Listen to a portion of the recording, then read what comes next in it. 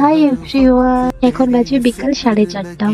পাপা ঘুম থেকে উঠেছে আর বায়না করছিল যে না ফোন দেখবে ফোন দেখবে। দেন আমি বললাম যে না ফোন না, চলো একটু হাঁটাহাঁটি করে আসি বাইরের দিকে। জানো তো, আমাদের মা আর ছেলের সম্পর্কটা খুব মধুর আর আদরে ভরা একটা সম্পর্ক গড়ে উঠেছে। দুজন দুজনের সাথে যখন টাইম স্পেন্ড করি, বোঝাই যায় না টাইম কোন দিক দিয়ে চলে যায়। যখন স্কুল থাকে তো স্কুল, যখন পড়াশোনা করাই বাড়িতে দেন পড়াশোনা, যখন ঘুরতে বার হইতেন দুজন দুজনকে নিয়েই ব্যস্ত হয়ে যায়। যখন ছোট ছিল তখন তো একা একা বড় করতে একটু কষ্টই হয়েছিল, তখন ভাবতাম কবে যে ও একটু বড় হবে, শান্ত শান্তিতে ঘুরবো শান্তিতে খাবো। দেন এখন যখন বড় হয়ে গেছে, এখন ভাবি দেখতে দেখতে এতটা আমার পাপাটা বড় হয়ে গেল, চোখের নিমিষে যে এত বড় হয়ে গেল, সত্যি বন্ধুরা বুঝতেই পারিনি। আমি তো আমার বেবি নিয়ে অনেক ব্যস্ত, আমি আমার স্টোরি শেয়ার করলাম। এখন তোমরাও তোমাদের স্টোরি শেয়ার করো যে তোমরা কি কি করছো তোমাদের বেবি নিয়ে। Tata, bye bye.